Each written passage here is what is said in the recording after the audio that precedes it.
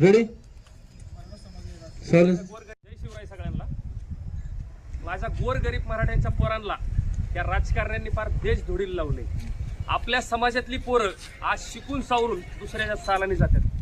कित्येक पोरं आज ऊस तोडायला जातात. आज तुम्हाला माहिती आपल्या कित्येक पोरांनी आज आत्महत्या केल्या. अशामुळं फक्त आपल्याला आरक्षण नसल्यामुळं माझ्या मराठा समाजाने गावात कायमस्वरूपी मोठ्या भावाची भूमिका बजावली काय बजावली.